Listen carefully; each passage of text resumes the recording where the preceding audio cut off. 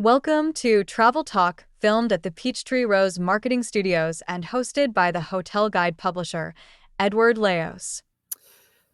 Good morning, everybody. Edward Leos here, publisher of the Hotel Guide and your host of Travel Talk. Really excited about today's episode.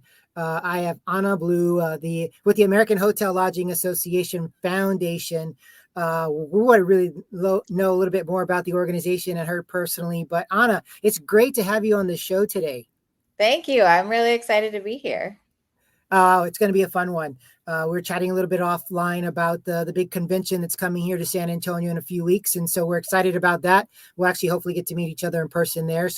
But we'll start here with the podcast and kind of go from there. So like I like to do with all my guests, I think it's important where our listeners and readers need to know who we're talking to. So Anna, tell me a little bit about yourself and kind of how you got to where you are right now. Yeah, absolutely. Well, thank you. And thank you for having me on. It's really wonderful to speak with you. So my background is in social impact. I come from the nonprofit world. I've been doing nonprofit leadership for a very, very long time. I'll put in a parenthesis that I started my career in DC in politics. And it's not something I like to talk about or relive. So especially in an election year, I say nothing.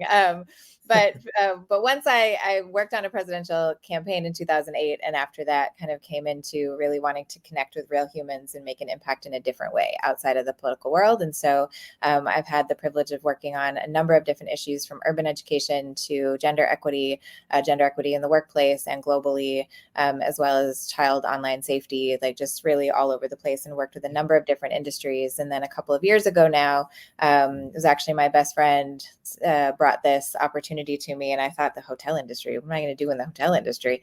But went through the process, met the folks, and what I realized very quickly is that people in the hotel industry love the hotel industry. Like, hospitality people are the most passionate people I've ever met in my entire life, which then makes doing this work to support, the workforce and to do workforce development, to support the people of the industry a lot easier when you have this kind of passion. So I've been in this role for almost 2 years. It'll be 2 years in January, and absolutely love it. No, it's amazing. It's funny you mentioned that. Like I said, I've been in the industry for 31 years. And, the thing I love, even if I was selling someone an ad, they're very nice about telling you no. It's not like any other industry. So everybody is fairly nice in the hospitality industry. So that's really a great thing. So I love your background. I love your story. So tell me a little bit about what's going on at the foundation that people need to know about. Yeah, so we are under the AHLA umbrella. So the association side focuses on advocacy, really protecting the bottom line, protecting the industry from a business standpoint. And the foundation is a separate organization within the enterprise that focuses on the people. So we focus on workforce development, anti-human trafficking work. It's been exciting for me to bring my gender equity background. We have our Forward initiative, which is about elevating and celebrating women in the industry. We have an apprenticeship program, and we're looking at untapped talent, and we work across recruitment, retention, and advancement. So we're really, really diving in with the people, and we work with so many wonderful employees, employers across all facets. So we work with the brands, the owners, management companies, and everybody in between. So it's just really wonderful. And we're doing some incredible things, No Room for Trafficking, our anti-trafficking work. I think by the end of this year, we're going to hit 2 million people trained through our free trainings. We have the goal of ensuring that all hotel employees have access to anti-human trafficking training, and we're seeing it happen. So I think we're going to hit 2 million completed this year, which is really incredible. Wow. We're super proud of that. We've got our big Forward conference in Atlanta. Forward is this like fast growing kind of rocket ship. We've had 5 big conferences so far. It started at 190 people. We had 900 people this year. And so we're just really seeing not just women, but everybody jump into the Forward movement, which is really exciting. And that's how real change happens. So we have a lot of great stuff happening at the foundation. But really, we just want to be a resource for everybody in this industry. No matter where you are, we have a program for you, and make sure that we're supporting folks as best we can. Now, I think that's important. I think, when you're looking at an organization like this, hospitality is a backbone of the United States. It's one of the strongest tenants here in Americas for us. And when you have the right people, you got to make sure that everything's being taken care of on both sides. Workforce matters so much. I've been reading some things about potential workforce shortage in the industry. And so it's not only about preparing for new people, but it's also taking care of the ones that are part of the organization now. And that's sometimes the greatest challenge, right? Yeah, we did a study with Lightcast, some research over the last year, and saw that within a 12-month period, there was a 97% turnover rate in our industry. That's massive, right? Like that's almost 100%. And you see some roles that turn over repeatedly and over and over. And we're seeing the same places where the labor shortage is the greatest, some of the same roles. And so making sure that it is exactly what you said, that not only are we finding folks and getting them excited and passionate to join this wonderful cult of hospitality, but also making sure that they stay and that they understand that we have upward mobility and career opportunity like no other industry. Like I don't think that this is replicable anywhere, but people don't know that, and people don't necessarily feel that when they first come in. So how can we support the industry in making sure that retention stays a high priority? No, I think that's a very valid point. I've spoken to a lot of individuals about tourism. I kind of stumbled into it with the magazine, but you also hear all these success stories of not just within being in a hotel or this and that. There's so many businesses and so many touch points that are affected by hospitality and the importance of it. And everybody plays a role in the success of it. So I love what you're doing. I love the anti-trafficking for sure, and anything that's going on in that world.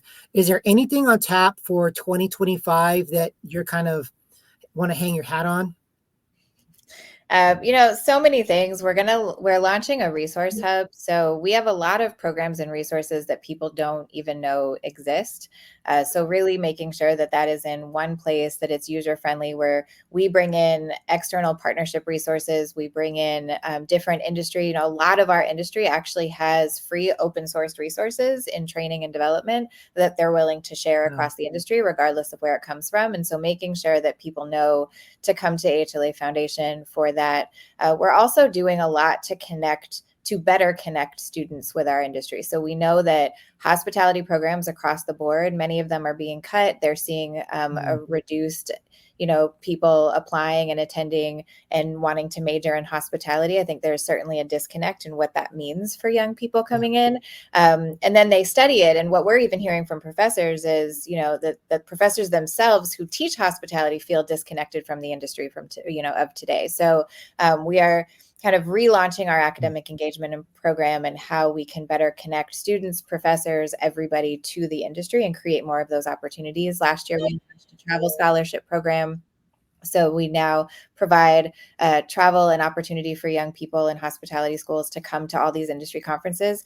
You'll be in San Antonio. We will have 30 students in San Antonio with us to experience the industry firsthand and to go to these sessions and to meet people and shake hands. And so that social capital gap is really important to us. And we're going to look for ways next year to expand that.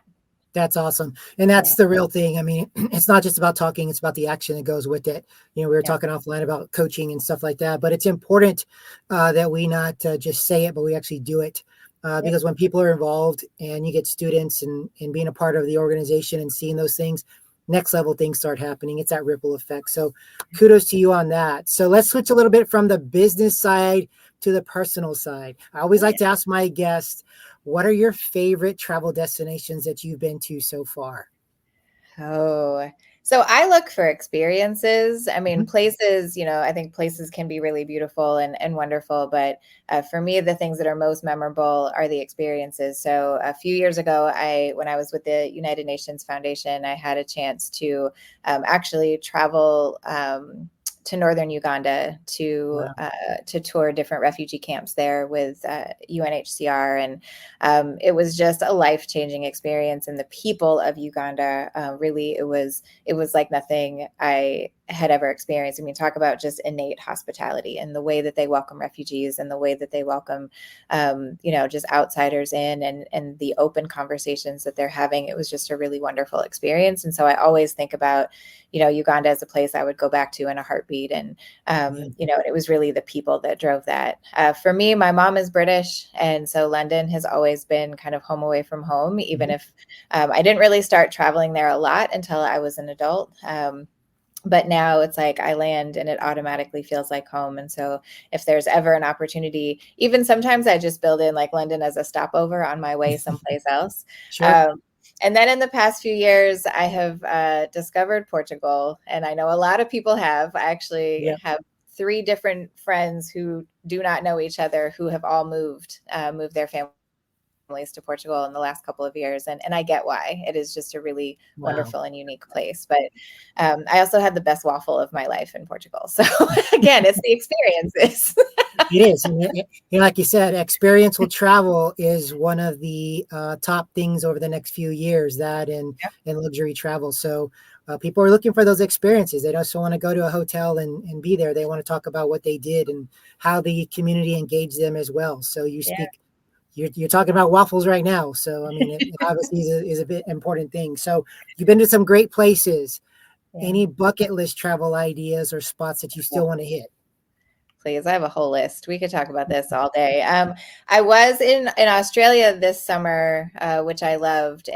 But everybody that I have said that to always says, "Oh, did you make it to New Zealand?" And I did not. And it is one of the big regrets of my life at this point.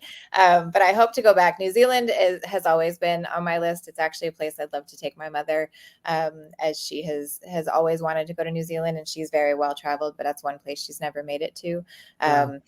And so, that is probably high on my list right now, as are like Bali and the Maldives. And, you just see those pictures and it's like, yes. I try not to follow everything Instagram tells me, but you can't really make that water up. Like if the water is that clear, I'd like to experience it. So those are some places, but I'm in this business, but I've always loved to travel. Oh, no. Well, you're in the perfect business for traveling. So that's important.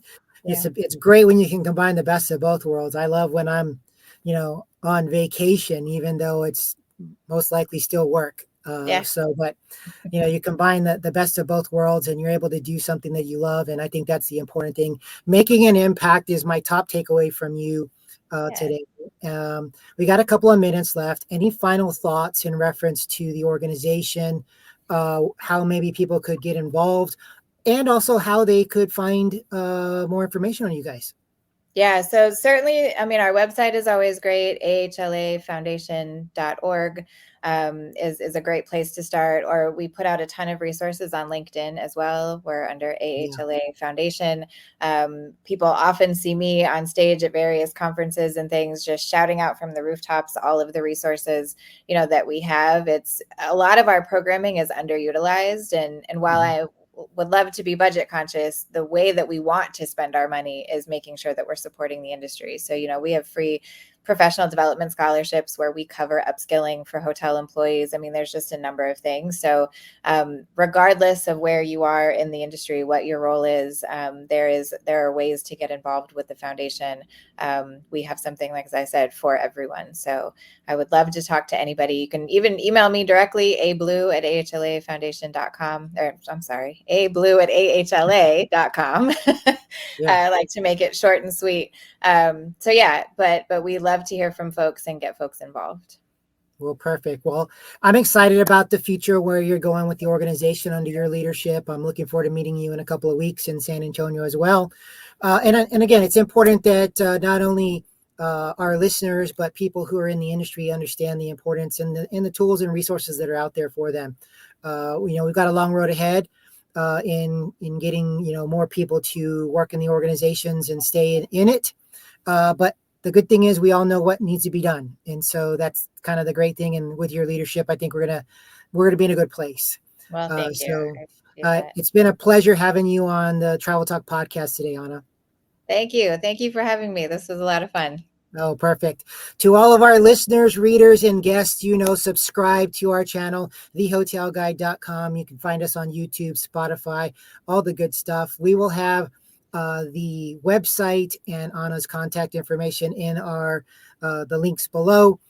So please like this, share this, get the word out there, because we're doing some great things in the industry. And as I like to say, travel, make memories. And until next time, everybody, take care.